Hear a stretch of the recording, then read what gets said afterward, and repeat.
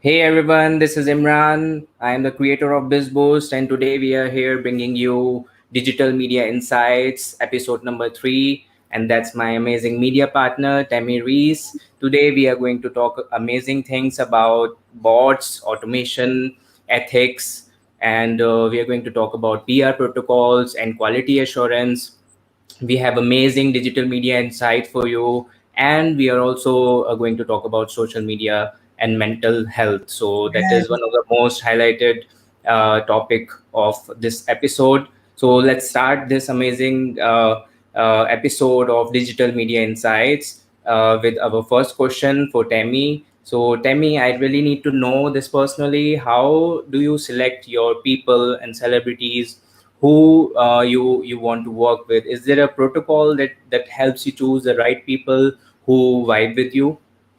This is an amazing question. Thank you so much for asking. And first, I want to say, welcome back to us. I'm so excited to be here with you today. This is going to be an amazing show, especially talking about social media and mental health. It is so needed. But to answer your question, how do I find the celebrities of who I interview? Um, Amazing question. Some publicists reach out to me personally saying they've been following my work. They love how I write. They seen the video interviews online that I did as well with not only celebrities, but normal up and coming talents, business owners, people making social impact, so have you. In regards to the celebrities, sometimes as well, I'll reach out to a manager, I'll reach out to a publicist saying, hey, this is my resume. This is what I do. This is what I can do. I would be honored to interview your client. Sometimes they say no, sometimes they don't reply, sometimes they say, not right now. Come back to me at this later date.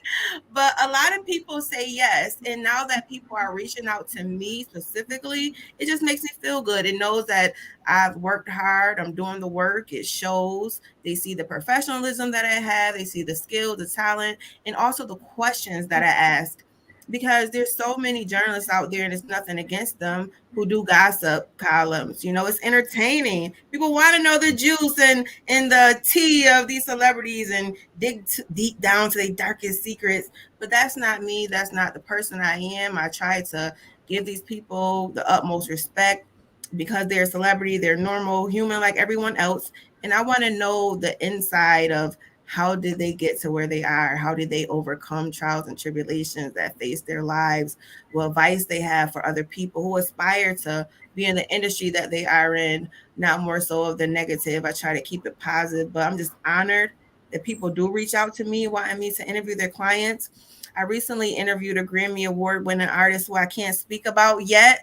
So that's another celebrity interview coming up soon, and people just have to stay tuned. Nice, nice. So really, you get into the deeper storytelling insights with the people that you work with. So I really love these things. You are not just like any other journalist. You are not just like any other media relation professional. So you really connect with people. You really get into their story, and you want to showcase the inside story, like what they have gone through, how they have reached to the place where they are. So I really love Right. this. And want to know what they're working on, exciting moments of their career, behind the scene moments at a movie set or in the record studio. I want to know, how did it feel when you got that Emmy nomination or when you won that Grammy? I want to know, who are the most important people in your life, who inspired you in your Yeah, childhood. I yeah. don't care about why you broke up with this person, you know, your downest moment that people are picking on you about. And I don't want to be that type of paparazzi negative energy type journalist. I'll leave it to them and keep it positive vibe only. And I think that's what a lot of people are noticing, and see the positivity that and respect, that I'm giving flowers to these icons or legends that I've been interviewing, especially throughout the pandemic. Nice, nice. So is there anything that you wish to ask me about digital media or social media, Oh or yeah. let's say we talk about bots and automation? Oh my gosh, yes, I'm glad you brought that up.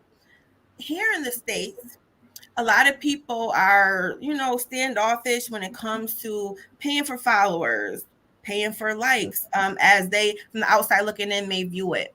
If they see someone like or comment on a post and it's from someone who doesn't seem like they're from the same country, if they look from Africa or Middle East or Asia, they may be skeptical, which we need to change this mindset, because just because you're not from the United States doesn't mean you're not a person who's engaged or want to purchase a product or be more involved in what you're doing, Mm. right? But I Mm. want to know from you, being a digital media expert, how does it look when you have people engaging from other countries or bots in specifically? Is it useful? What's your insight on that? No, it's not useful at all. So I've been working on digital media space since last 11 years, and I've seen it revolving in mysterious degrees and in mysterious directions. So I Mm. would say something like there's a very thin line of control here. You have to be very wise and very careful with automation. You can either make your digital life easier or even break it if you use automation. Automation actually makes everything easy, but also it makes a little less human. So no numbers actually matter, but only if they are earned organically. So it's all about balancing the organic with automation techniques. You can abuse the platforms in lust for the number game. You have to be real, you have to be authentic, and you have to showcase your influence. So higher followers numbers, if you have a large audience, it doesn't equal to higher engagement rate. So even if you have 100K followers, it doesn't matter. What actually matters is how much engagement that you are getting, how much you are connecting with your community. So algorithm works differently. It favors the conversations, it favors the interactions that are going in and out. So I would say, if you got to use bots, if you got to use automation, you have to use it very wisely. Always respect the platforms and Yeah. the creative communities. Give give back to your community, and then they will give back to you. So that's my takeaway. Definitely well said. And you truly are an expert. Like I mentioned, you have like over 100,000 something followers on Twitter alone. Okay. And your Yeah. community is just growing across all the different platforms. And I also want to build on that insight, just in regards to social media, in that we're talking about mental health today as well. Some people can post a most beautiful picture in the world or accomplishment, and they may not get that many likes. That doesn't mean that that picture wasn't beautiful, that accomplishment was monumental. Just people didn't Mm. like it. And it doesn't mean that they didn't actually feeling like liking it. They maybe just was scrolling by or, didn't get a chance Exactly. to hit the like button. And we Exactly. Exactly. have to realize that sometimes social media does take effect on society's self-esteem. It's a mental game. When you see a filtered picture or you see a Mm. celebrity living this fast, high, glamorous life, not knowing that they're human and they go through things as well. But it Mm. trickles down to people's self esteem and make them feel bad. Oh my God, this person's living their best life. They're rich. Oh my gosh, they got this big house. It's a fancy car on social media. You don't think about Yeah. the Exactly. pride behind that computer screen or that phone or something. Mm. So I'm really glad that we're going to touch into this conversation because it's monumental. Um, Yeah. So I would say about this. This is really important thing about social media. It gets into the people of all ages. People are scrolling and consuming content. They are watching people others getting the taste of luxury. yeah, Getting good makeup or getting good dress or having a good lifestyle, but actual story of these things are something else. So some as an example, if someone is depressed in real life, they would find a getaway somewhere. They would find a medium to make themselves happy. Now social media is one of the biggest medium they can get into, because no one is going to disturb. So they get into consuming content into digital media platforms, and they want to feel good, they want to come out of that depression, they want to see something motivational, and then they get stuck into the posts of people who are happier than themselves, who are more richer than themselves, who have more good looks than themselves. Yep. So it doesn't make things easier, because it doesn't makes things real. It doesn't actually help. So that's why people there are more conscious people, there are more intelligent people who are on social media, who are helping and counseling the users who are looking for help, who are depressed, who want answers. So it's really important for people to know that what you see on social media is merely a representation of people's lives, but it is not certain that it's reality. Exactly. Just because what people present on social media does not mean it's reality. And that's a message that we definitely is important that we send.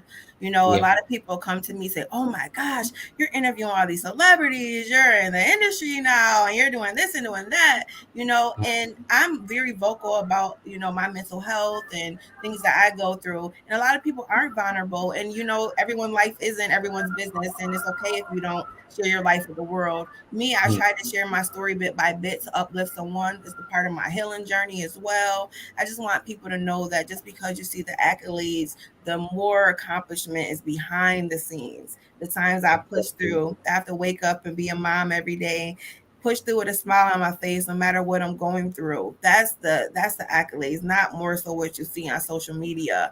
And you know, all the opportunities I got wasn't because thousands of people like my post. It was Mm. because I was building my resume, putting in the work, internet work, and meeting amazing people like you and so many other people during the pandemic that helped me elevate my career, especially in the digital media space. And also, social media sometimes can be depressed, as you had mentioned. We consume so much content. So, Yeah. and it goes by who's in your news feed. And a great thing, we can unfollow things sometimes. We could delete people if needed. If people are Mm. always talking, bullying someone, or when you see so much death, or you know the hardships that's going on in the world news from the pandemic and climate change and just so much stuff, that even though we have to be informed of what's going on in the world, sometimes we have to step back, take a break. This past weekend, I actually did that. I said, you know what? I'm not going on social media this weekend. I need a mental health break. I need to fall back. I am triggered by some things, and that's okay. It's okay to not be okay sometimes. And we have to know what our triggers are. And sometimes for me, it is social media. When I see so many people, you know, it's just so much depressing things sometimes on there. But don't get me wrong, social media is an amazing platform for promoting your products, promoting your businesses, your talents, staying in touch with your friends and family and colleagues, networking. So Mm. there's definitely flip side and downside to social media. And I must say, friend, I miss MySpace. Do you remember MySpace? Yeah, yeah, I really do. That was so fun, putting music on my It page was, and I sharing think it was my. from Twitter. The creator of MySpace was Twitter, I think. Oh, okay. Awesome. Yeah, I miss it. What's your favorite social media platform? Pardon, please. What's your favorite social media platform? My favorite. Yeah, which one My you like the my best? my favorite is only Twitter. Twitter. Yeah. I bet with those over 100,000 something followers.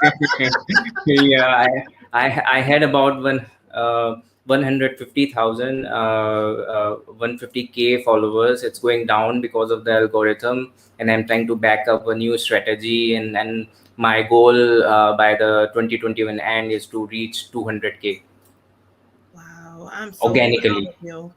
Yeah. I'm so proud of you. What's new and what's happening in the digital media world? Any new So insightful trends? yeah, there are a lot of things going on in digital media space, a lot of crazy things. Twitter recently killed its story style feature that was fleet, so everybody went crazy. They Twitter released it in 2020 and they killed it in 2021. It was announced by a single tweet that they are not going to continue and they are planning something new. What? Whereas TikTok, they release their own version of stories for content creators, so following up with more creative content. For Instagram is adding more privacy for young people. They are putting private profile by default for the young people, making it harder for the advertisers and the suspicious accounts to find young people to target. So that was Instagram. Now moving to Twitter again. Twitter had just announced a bounty coding challenge for developers because they found an algorithmic bias a challenge. It was a unintended unethical thing for Twitter and the users, because black faces were getting cropped over the white ones, and the tweets were more favored to the men over women. So Twitter found this thing happening automatically in their algorithm, and they launched a bounty coding challenge to troubleshoot this uh, in exchange of prize to the developers whoever will find it. So it's a major thing that's going on Twitter. Another thing on Twitter that's going on is Twitter monetization. Twitter is bringing Twitter space like Clubhouse audio live broadcast for people Wow. to hear what's happening. Another Twitter monetization feature that's coming is super follows. That's for content creators to make money. Like it's like premium content subscription for followers who opt in. It's very intuitive. Even I have also applied for it, but Twitter is actually in its really early stage, and it's allowing a small group of people and testing their feature on that, and then maybe they will release to a larger audience. Another thing, Twitter is also about to bring shop module for businesses, just like Facebook and Instagram. Moving on to Netflix. Netflix is bringing games. It's like going to be streaming wars because digital media consumption is getting wider. Uh, Another thing, the tech's role in global pandemic. The big tech companies are moving to healthcare technology, including Google Ventures. This is the initiative to invest against bioterrorism, because the origins of the bioterrorism happenings like pandemic is still shady. So the big tech companies like Google are going forward to invest in these things so that it doesn't happen, and they should know even before it happens. In fintech, financial technology, there is a popularity of buy now pay later. Affirm and Shopify has tied up for installment payments, as well as Apple is bringing pay later feature.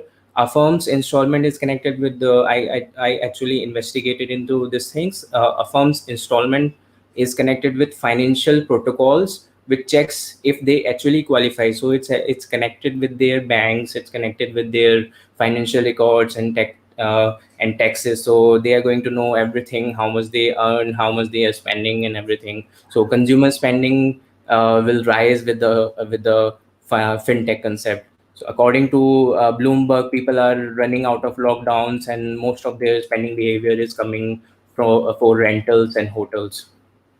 Moving on to digital, July 2021, there's a research that was done by Hootsuite. So there are 4.80 billion active internet users right now. There are 4.48 billion active users on social media. It's Since last 12 months, there is an increase in 520 million active social media users because of pandemic. So 99% of them are on mobile. Average time spent is 2 hours 24 minutes. And the top 5 most used social media platforms are Facebook, YouTube, WhatsApp, Instagram, and Messenger, and there is a whole list that goes down.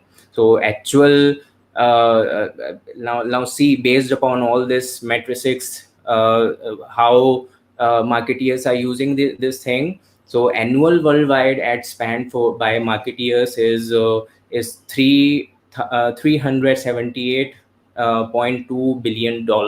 So that's what marketeers spend annually, like in last 12 months on social media, advertising and targeting their audience on social media.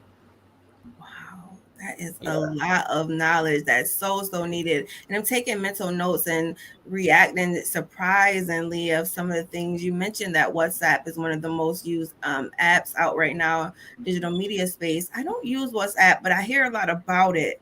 I'm really shocked about the fleet being going away. Like, I'm loving it. Like, why? Yeah, No I used it way. like crazy. It was like a daily routine when I used to tweet, and I used to also post on Fleet. I used to get a lot of organic traction, like thousands of views within a single tweet. But then when I heard about this Fleet feature going off, I was like, okay, no problem. Another feature will rise, and we will get Mhm. used to it, and we will use Yep. it as a tool. That's right. That's right. Oh my gosh. Wow, things are just rapidly changing, and you a lot of the things you mentioned and just reaffirmed that during the pandemic, digital media has blossomed, especially with the streaming services, and tech is just booming beyond our wildest imagination. That things are transcending and going into healthcare and just Yeah. wow, it's just so many different opportunities. And though the world is opening before our eyes, or we're still being safe and cautious, and people want to get back to their, brick and mortar businesses, and people want to be in person, going to events and so have you. But the digital media space has become a beast of its own. And I am so glad to be a part of it. I know you are too. Wow, wow, wow. I want to go back to Twitter and ask you something regards your insight based on my personal experience. Twitter is one of the platforms that I'm having a hard time utilizing a proper way. Usually what I do is I'll see a new film or a news article, and I'll share it, retweet it. I'll make a post about my reaction to a TV show that I like, or to a song that I heard, or an album, and that's it. I don't really engage with people on Twitter. I don't really comment on stuff. I hardly even like people post on Twitter. I wonder if that's why I'm not getting engagement, because I don't talk to people really on Twitter. I just share and retweet things. What's some advice you'll have for me or someone in a similar situation who all they do on Twitter is send a fleet and a retweet? Yeah, so Twitter, it's all about conversation. So what happens on Twitter is everything real time. So if a business has to survive, if even for a personal account who wants to do good on Twitter, engagement and real time interactions are very important. Uh, Twitter is a platform of perception. So a really different type of audiences out there in your industry, in media relations and PR. There are really creative accounts out there who use Twitter as a tool to broadcast their information about films, about actors, about filmmakers, about artists. So like if you want to thrive on Twitter, you have to spend at least 30 minutes to 1 hour on engagement with the other communities. So whenever you will dive into Twitter, you will find Twitter trends, what people are talking about. You leave a gentle reply out there, and they will come back to you. You leave a like out there if you really like it, not just for the like. uh, they will come back. And it's like I really love it's like natural everything. I started on Twitter in 2009. It was like very natural instinct of driving myself into involving in connecting and conversations and engagements, following them, talking with them, even in direct messages, privately, in tweeting. It's like so much fun. It's like walk and tweet. So if you really want to thrive out there, you have to start talking with people. Yeah. And also that brings me to something that's hardly spoken about, because we hear about Twitter, Instagram, I love. Facebook, I love as well. LinkedIn is another not more so talked about platform that I really love on the aspect of networking. Hmm. I look at it like a phone book. That have all these different connections, over 16,000 something connections. But Hmm. also with me, I post and log off. I don't really engage with people as much as I would on Instagram or Facebook. And that's something I'm working on with that as well. what do you think is the purpose or the great qualities of something like LinkedIn from your insight? For LinkedIn, I saw you have 16,000 followers, and you have a pretty decent reach out there.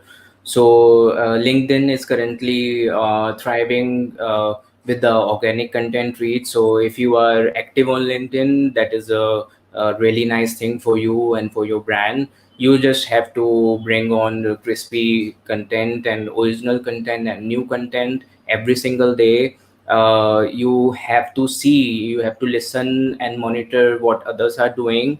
You have to like and comment if their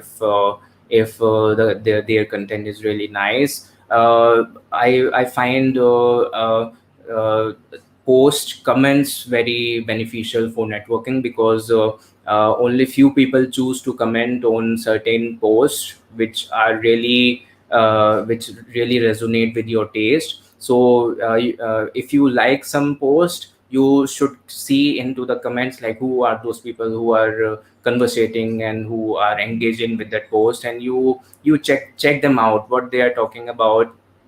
If they like that post, and if you also like that post, then that's a match. You connect with them, you send them a connection request, and send them a intro message, so that it starts a beautiful relationship, because you like the same post, they also like the same post, and you may find something similar for the journey together. I love it. That's definitely well said. Thank you so much. Before we wrap up our show, I want us to both to get a chance for maybe new people who are joining into our podcast, for them to get to know a little bit more about us. If you can tell our audience about BizBoost. Yeah, so I run a digital media agency. It's called BizBoost, and I've been doing it since last 11 years. So at BizBoost, we create personalized and meaningful digital media experiences for the brands, for businesses, for artists, for enterprises, and we make their digital experiences and for their audiences the best ever. We connect the brands and businesses with their ideal audiences, human to human, and we really love what we do. We connect the dots at unusual places. We provide knowledge and information that you cannot acquire elsewhere, because we are doing this since a really long time, and we are really good at it. Yes, yes, indeed. Definitely good at it. Hey, everyone, I'm Tammy with Visionary Minds. My platform is to bring our clients the ultimate multimedia experience to build their businesses, events, and talents, and provide them with so much media coverage to bring them more brand awareness, especially in the digital media space. And I'm glad to be here with my dear friend, this is Digital Media Insight with Tammy Imran. Imran, is there anything you want to close out with? Any last touches on social media and mental health before we wrap up our show today? I would like to close our session on a question that is for you, and it's really important. It's about quality and the passionate work that you do. It's going to help. I believe it's going to help a lot of aspiring journalists who are in their initial stage of the journey. So I would like to ask you to close this. I would like to ask you, how would you differentiate the level of quality and passionate work that you do, the way you do it, and the way other digital media journalists do? Wow. How it differentiates for me is that um, I try to be authentic. Usually, I don't plan my questions a lot of the time, depending unless a publicist needs to see the questions in advance, which sometimes they do. Their client wants to know what they're being asked. Majority of the time, if I'm doing like a Zoom interview, phone call interview with a celebrity, it's just natural. I already researched them. I may have been a fan already. I know about what they're doing already or have done. So it's just natural. I try to make them laugh. I try to make them comment on my journalism style without even asking them. Leon said I reminded him of Larry King, and that was a huge compliment because we were talking about social injustice and racism at the time I was interviewing him. It just touched my heart. Mystical said I was about to make him cry. It's a lot of compliments that I get from my journaling style, and I try to make people feel comfortable. More so important than everything, and also make them feel human. If you're a journalist, a new journalist like that, and it's your dream to interview celebrities, especially if you're a fan, the first reaction is like, oh my God, oh my God, oh my God, I can't believe it. And even if you're feeling that way or thinking that way, you can't let them get, groupie vibes. You can't let them, you got to keep it professional. But more so is the questions I ask that are so rare and unique, and the comfort level that I provide them that makes me different. And I just love everything I do. Nice, nice. So the quality, you can't measure the weight of the quality that you carry in your soul. So the things that you do, you can't measure the weight of those things. You can't fake it. If you Yeah. don't love what you do, it's gonna show. I Yes. you have to. I love journalism. That's what I went to school and got my degree for, media communications. Yeah. I Like I don't always say, it. you are all natural. Like I always say. Thank you, and I'm so proud of you, and I'm so glad that we're back until episode 4. You want to close us out, friend? Yeah, of course, of course. So, to all our amazing viewers, you can always ask us anything. Please feel free to reach out to us on Instagram at BizBoost and at Tammy Reese Media, or you can talk to us live on live chat at bizboost.me.